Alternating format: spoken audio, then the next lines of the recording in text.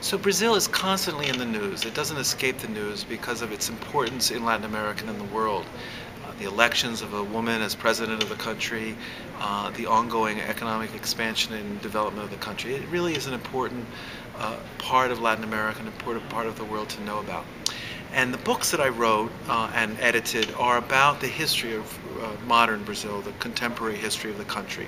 Brazil lived in a dictatorship from 1964 to 1985, and one of the components of this military regime that came to power was to repress dissent by arresting and torturing its citizens. And the book, We Cannot Remain Silent, is the story of how a group of Brazilian exiles in the United States built an alliance with clergy, academics, activists in the late 60s and the early 70s to talk about human rights in Latin America by talking about torture in Brazil.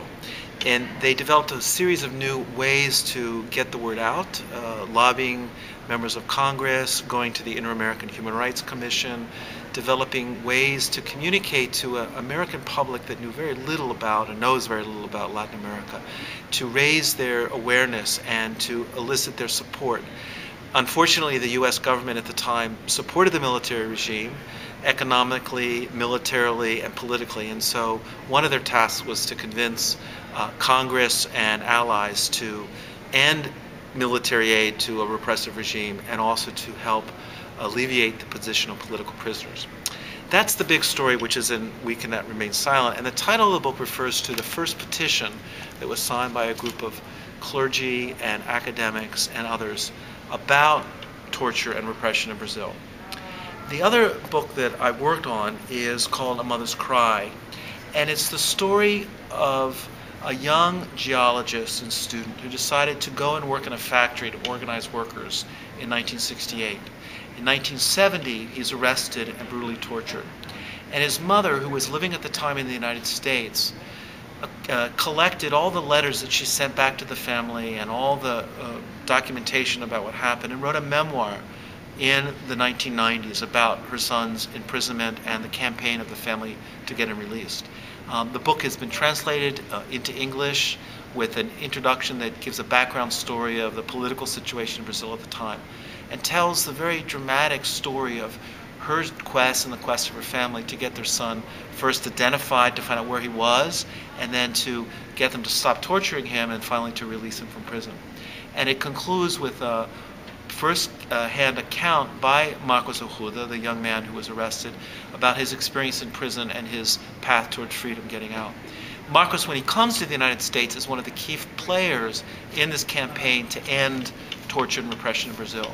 He's the first Latin American that I'm aware of that's interviewed by a major press telling his experience in prison in 1970 when the Washington Post features an article, a full-page article about him. And his words and his experience will develop a new sensibility in this country about the way in which Latin Americans are treated by their governments and the way in which the U.S. government's policies collaborated in supporting these military governments in power.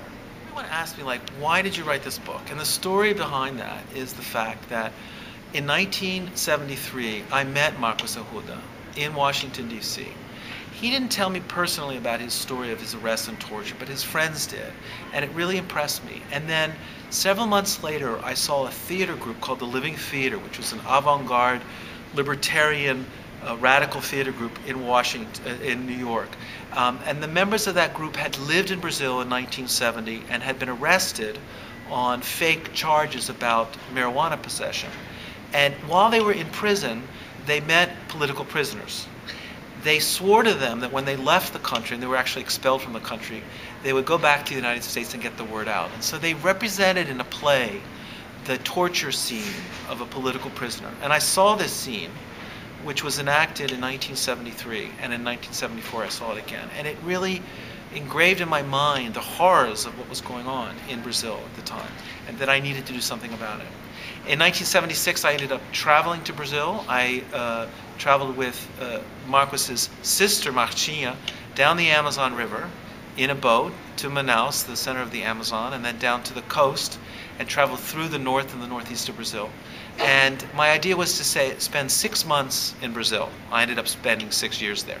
And while I was there, I was involved in um, military movements, political movements against the military regime. I ended up studying at the University of Sao Paulo, and I was a founder of the gay rights movement in Brazil.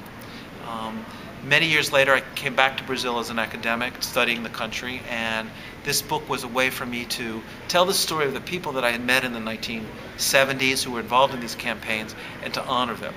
All of the people that I talk about in this book were very modest about the contributions they had made to develop a human rights discourse in the United States. They did what they had to do because they felt it was a moral obligation, that they needed to respond to the repression in Brazil, but they didn't promote themselves. And so the book serves to tell their story, and to tell the story of how the campaign for human rights in Brazil was the basis for developing campaigns for human rights in Chile, in Uruguay in 1973, in Argentina in 1976, and then to mobilize people in around U.S. intervention in Central America in the 1980s. So what people learned by carrying out these campaigns in Brazil was applied in the United States by activists working on other parts of Latin America in the 70s, in the 80s, and beyond. And this book is particularly important, I think, because of the current situation in which the U.S. government believes that it has the right to engage in what is essentially torture of political detainees. In telling the story of the errors of the past in supporting a military regime in Latin America that tortured its citizens, it also speaks to the erroneous policies today of believing that we can, on one hand, claim that we're the champions of democracy around the world, and at the same time violate the democratic rights of political prisoners.